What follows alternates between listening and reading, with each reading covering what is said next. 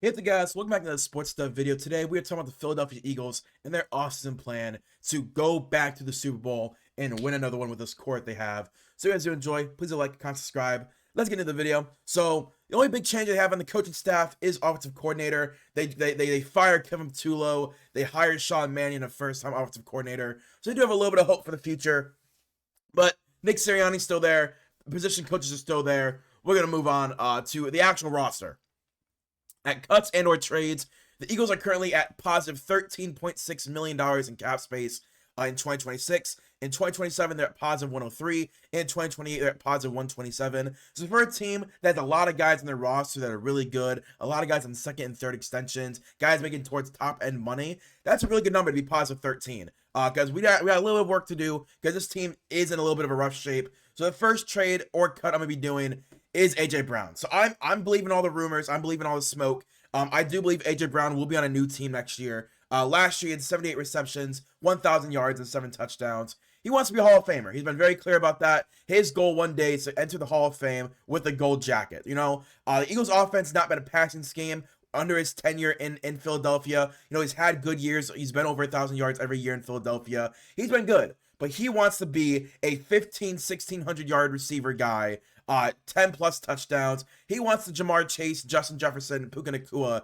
type of treatment, where he's getting 160 targets a year. I just don't think that Eagles offense is gonna be able to do that for him. He won a Super Bowl, and the very next week was saying he's unhappy because the Super Bowl is cool, but he wants to be a Hall of Famer. He wants to be one of the best players at his position of all time. And currently, that's just not happening, right? He's 28 years old.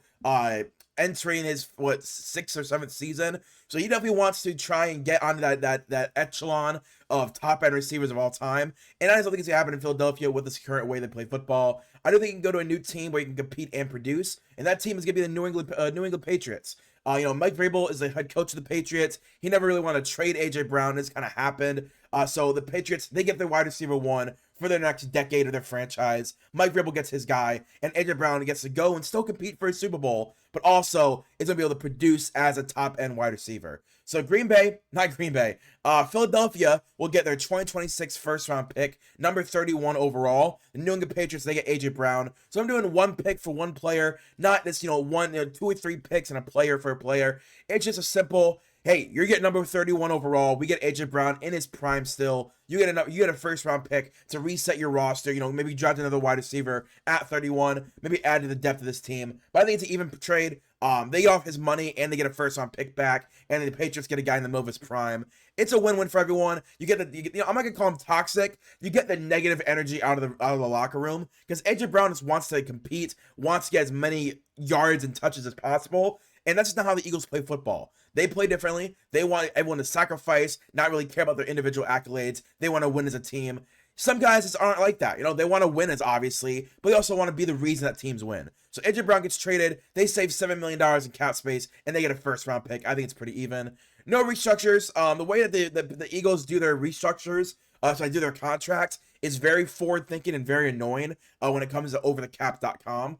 You cannot do certain things with the Eagles. So the way they do their contracts is it's all in roster bonuses. So if you're on the team, you get a massive roster bonus. So all their base salaries are $1.5 million.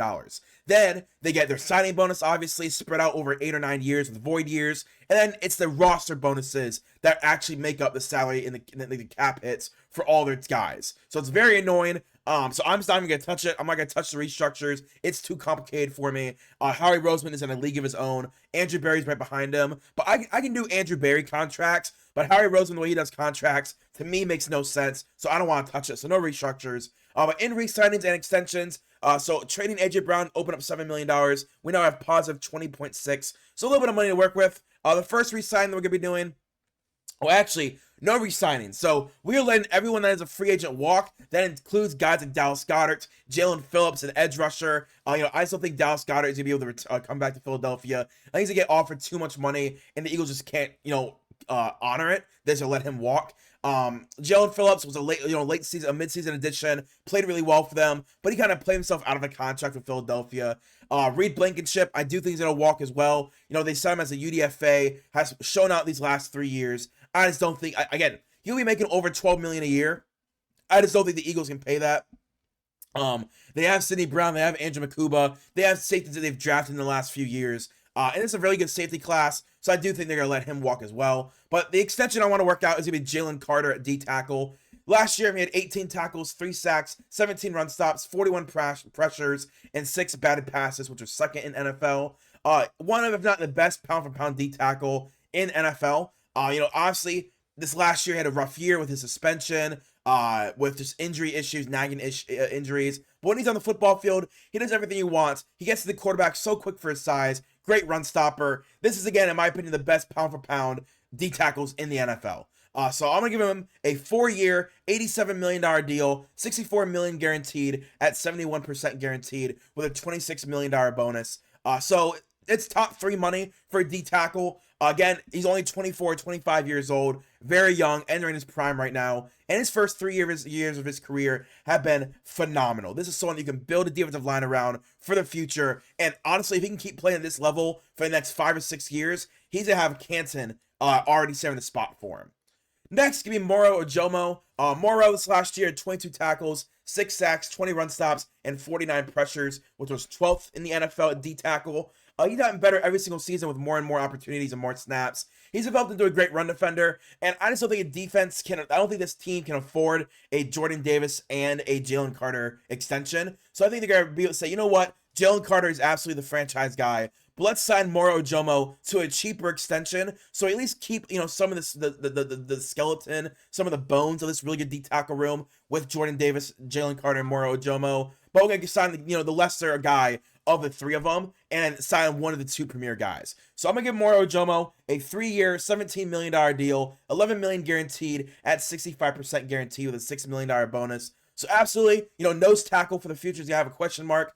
They drafted Ty Robinson out of Nebraska last year to possibly be their nose tackle replacements for Jordan Davis. But Moro Ojomo, Jalen Carter, the D tackles in their 3-4 defense. So now you got your D tackles, right? You just have to figure out what you want to do with the nose tackle for the future. But you get their guys on good deals. Obviously Jalen Carter, top end money. But Moro Ojomo, if he can just keep playing at this level, he's absolutely worth more than $6 million a year. So that's the only extension I'm going to be doing. Entering free agency, you got positive $20 million. Next year, you got positive 87. The year after, positive 124. So there is a world you could sign Jordan Davis to a contract extension, but I still think you can afford a Jordan Davis, Jalen Carter D-tackle pairing for the future. That just sounds like it's $50 million wrapped up in 2 players on the defensive line, and neither one of them are edge rushers. So I'm going to keep it. Just one of them gets that big-time contract. But entering free agency, I actually do make a couple of moves. First off, we have David Ajobo, edge rusher from Baltimore. Last year, he had 8 tackles, 1 sack, 4 run stops, and 6 pressures. He had a lot of promise coming out of college. Unfortunately, injuries have hampered every single season of David Ajobo's career. The Eagles, they're known as a first-round pick rehab center. Now, David Ajobo was a second-round pick, but, they're known as a rehab center for busts. David Ajobo, 1-year flyer on potential. You can get a comp pick in 2027 if he does hit for you. He's very, he used to be very fast, I'll say. Used to be very fast, great at getting to the quarterback. So I'm going to give him a 1-year, $2 million deal to see if you can get anything out of him as a player. Next is going to be edge rusher Arden Key. Last year, he had 6 tackles, 5 sacks, 9 run stops, and 33 pressures. He got production on one of the worst rosters in the NFL, so I'm going to give credit to him. I do think he would thrive in Philadelphia. He brings a vet presence to the room, good run defender as well, and he produced like this with a mid-season 6-game injury. So he missed 6 games, had 5 sacks in 10 games. So if you average that out, he'd have 8 or 9 sacks over an NFL season. If you can get that for $3.5 million, $7 million over 2 years with only 50% guaranteed, you take that every single day of the darn week. Next, we have Tariq Woolen. Tariq Woolen last year had 37 tackles, 1 interception, 13 run stops, and 8 pass breakups. He did have a down year, so that's definitely something we need to talk about is under Mike Macdonald, it's kind of been a little up and down for Tariq Woolen. He's gotten benched. He's been in the doghouse. He was at one point a top man corner, but maybe this feels like maybe in Mike Macdonald's defense, he just doesn't really work. So I'm going to have him come to Philadelphia for a year to regain his value. And now you have a dominant boundary corner because I do think you're going to lose, what is his name? What's the veteran's name? I can't think. I'm blank. I've been up for like 30 hours now with no sleep. I'm blanking on his name. The veteran corner they signed last year to be their opposite of Quinn Mitchell. I think Tariq Woolen can step in for 1 year, replace that value immediately, and again, get a comp pick in 2027. Other signings, so for some reason, I did not take a picture of this. I'm going to talk about it real quick. Jack Stoll at tight end was one guy I want to bring back. Former Philadelphia Eagle. I want to bring him back, be that backup tight end, be a tight end in this room, because I do want to add a tight end in the draft as a starter, but Jack Stoll can come in and be that veteran on the defensive, on the tight end room, for a team that's going to lose Dallas Goedert. Then on offensive line, Trevor Penning at left guard. Trevor Penning was traded to the Los Angeles, I don't think he was traded, I think it was cut, and the Chargers signed him and picked up his contract. Trevor Penning, left tackle. I'm actually going to move him into left guard because I just don't think he's fast enough or good enough to be a left tackle in the NFL. So I'm going to try him at left guard. The Philadelphia Eagles have tried this already once with Mekhi Becton. They moved him from left tackle to right guard, and it worked out great for him. Made, $40 million from the Los Angeles Chargers. So I'm going to do the same thing with Trevor Penning. I'm going to sign him as a left tackle, move him to left guard. He's going to back up Landon Dickerson because Landon Dickerson has already talked about retiring. He was contemplating it this offseason. So I want to get Trevor Penning, get him in the room so he can look really good for us, and Landon Dickerson retires next year. You can always just re-sign Trevor Penning for a cheap deal, and maybe you can develop your left guard for the future already this year. Anyone else? I'm just checking. Nope, that is okay. That is all the signings. I want to make sure. So that's all the sign. Oh, and Chris Barnes at linebacker, veteran linebacker, knows what he's doing. Nothing crazy. So entering the NFL draft, you're at positive $8.6 million in cap space. That works out. Again, you want between $7 and $12 million. So if we're a little bit negative after the NFL draft, I'm not going to complain about it too much. You can always just restructure one dude and be a back up towards a positive. But in the NFL draft, here's what I decided to go with that extra first round pick and with the needs that we have listed. In round 1, I picked 23. I'm going to grab Kenyon Sadiq, tight end from Oregon. Kenyon Sadiq, despite his size, he demolished all worries at the NFL Combine. He's an athletic freak. I don't think we're going to re-sign Dallas Goedert, and I do think this team wants to get cheaper and younger and wants to build towards the next phase with Jalen Hurts. So I want to get a great route runner. He lined up everywhere for Oregon. He will compensate for losing A.J. Brown and Dallas Goedert in the passing game, but I do think he'll be a massive improvement over Dallas Goedert was last year. Great frame for run blocking as well. He had 500 yards, 8 touchdowns. He's only 21 years old, and this athletic already. This is someone that you can use as a real weapon in this Philadelphia Eagles offense. Then with that A.J. Brown trade at 31, I'm gonna grab Peter Woods. I'm shocked that a lot of these websites that do mock drafts are slipping him down boards. I know he didn't test amazing. I know there is some worry about, is he gonna be a nose tackle or a D tackle in the NFL? I don't care. If he's there at 31, this is a dude who, if he would have played well this last year, would have been a top 10 pick. So I'm gonna grab Peter Woods at number 31. Great D tackle prospect. I think there is a chance he could be a future nose tackle, but he definitely needs to add a little bit more weight onto him to be that run stopper. He's already a great run stopper, but add a little bit more weight to be that anchor in the nose tackle room. Has a motor to get to the quarterback. Moved all across the defensive line from nose tackle to wide 9. Very physical. I do think, with his run stopping ability, if he adds a little bit more weight, could be the Jordan Davis replacement for the future. But at worst, have a great D tackle rotation of Jalen Carter, Peter Woods, and Moro Ojomo. Then in round 2, number 54, I'm going to take a shot at an edge rusher in Derek Moore from Michigan. Derek Moore had 11 sacks last year. Good run stopper. He provides immediate and future hope at the position because right now the Eagles don't have a lot of hope for the long-term opportunity for the edge rusher position. Derek Moore definitely adds to that. Very strong, great behind the line, and he's just a scheme fit and a position need. You can't ask for more than that. Then in round 3 at number 68, I'm going to grab Elijah Surratt from Indiana. Again, I have him as a second round prospect, but if he's a beater in the 3rd in these mock drafts, I'm going to take him in the 3rd. A possession guy for the offense, for the boundary group, be a possession guy for the boundary group. Great frame as well, good run blocker. Last year had 15 touchdowns, and before that he had 8 touchdowns every single year so far. Good route runner. I think he would be a starter right away with how weak this wide receiver core is without A.J. Brown, even with A.J. Brown and Devontae Smith. This is a weak wide receiver room, so I think there's a very good chance that Elijah Surratt would start day 1. Then in round 3, number 98, I'm going to grab Genesis Smith, safety out of Arizona. Great size, great strength. He played free safety and strong safety. He's a good hitter. He always attacks for the catch and tries to strip the ball, even when the ball's already in the pocket of the receiver. Sidney Brown and Andrew Akuba, they've been there for a while now. They do allow Genesis to not have to start, but maybe just sit and develop for a year. But at worst, I do think him and Sidney Brown would fight it out for the starting free safety position. Then in round 4, number 122, I'm going to grab DJ Campbell, guard from Texas. 6'3", 321 right guard. Landon Dixon has been contemplating retirement, so maybe this could be a shot at a long-term development guy. But at worst, he played with Cam Williams, who they drafted last year in the 6th round. So Cam Williams at right tackle, DJ Campbell at right guard. They played together already. They know how each other play. So that could be really good. Good run blocker, good pass blocker for a 4th-round prospect. Definitely someone that I think is athletic enough that the Eagles would be interested in the 4th round.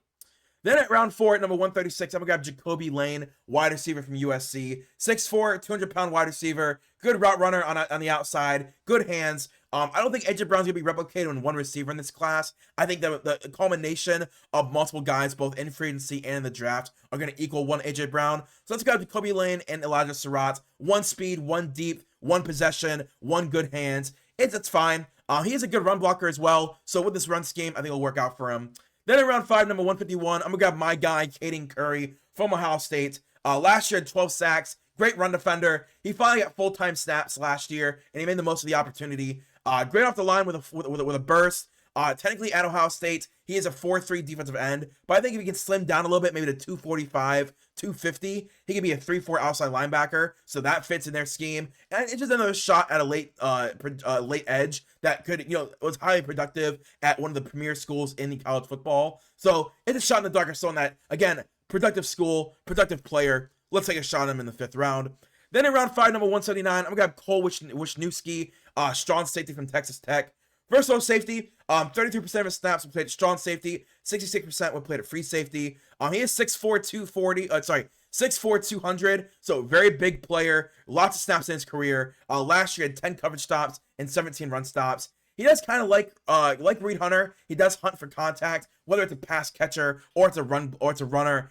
Cole Wisniewski is going to make sure his body is hitting that catcher. So I think they'd like that in Philadelphia. So that's a pretty good draft, Kenyon Sadiq is starter right away. Peter Woods, high-end role player. Derek Moore could start right away. Elijah Surratt's going to start. Genesis Smith could start. DJ Campbell's a backup immediately. Jacoby Lane could start. Caden Curry will be a productive player. And Cole Wisniewski could be a rotation player. That's a pretty solid draft, all the way through from round 1 to round 5. And you get off AJ Brown, and you get 2 guys that can replace him for the cheap for 4 years. So, entering 2026, this would be the projected depth chart. At quarterback, you have Jalen Hurts and Tanner McKee. At running back, Saquon, Tank, and Will Shipley. Nothing changes at those 2 positions. A big change at tight end with Kenyon Sadiq as a starter, Cameron Lotz, as the backup, and Jack Stoll returning as at tight end number 3. At wide receiver, no AJ Brown, but we do draft 2 replacements in Elijah Surratt, Devontae Smith, and Jacoby Lane, with backups of Darius Cooper, Britton Covey, and Johnny Wilson. Offensive line, all 5 starters return of Jordan Mailata, Landon Dickerson, Cam Jurgens, Tyler Steen, and Lane Johnson. Backups, Miles Hinton, new addition Trevor Penning, Drew Kendall, and Willie Lampkin. New addition in the draft, DJ Campbell and Cam Williams at right tackle. At D tackle, I'll tell you real quick, good offense. I like it. You add a lot of good young players to this offense, and you kind of bet in your offensive line, kind of improving from last year under Kevin Patullo. At defensive line, Moro Ojomo, Jordan Davis, Jalen Carter, they return. But instead now, Peter Woods is thrown into the mix as someone who could be a nose tackle replacement, but at worst is a high-end rotation third D tackle. At edge, you have Jalix Hunt and Nolan Smith as the starters, with David Ajabo and Arden Key as the backups, and Derek Moore and Caden Curry, I do think would get significant snaps as well, but starting off the year, they'd be last in the depth chart. At linebacker, Zach Bond, Jahad Campbell. You're going to lose Nakobe Dean more than likely in free agency. You drafted Jahad Campbell last year in the first for that reason. So Jahad Campbell is going to take over as a starter position with Jeremiah Trotter, Smail Mondon, and Chris Barnes the backup.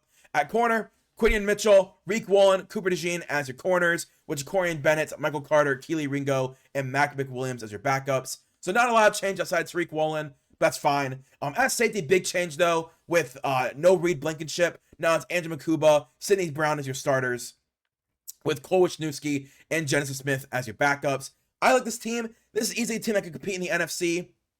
I think they'd win the NFC South pretty easily. So I'd say, I'll say NFC East. Sorry, NFC East really easily. I would say probably a 12-win team is their ceiling, maybe 13, but I bet more on the 12-win, and their floor is probably 8 or 9 wins. New offensive coordinator, so that's going to be, the first few weeks might be a little rough, but I do like this team that I built. I think it has a lot of flexibility, a lot of possibility for the future as well, and I think it'll be very good for them to glean this way. So if you guys enjoy, please like, comment, subscribe. Leave in the comments down below how many wins you think this team could win, and what do you think of my AJ Brown trade. So if you guys enjoy, please like, comment, and subscribe. And I'll see you guys later. Peace and bye.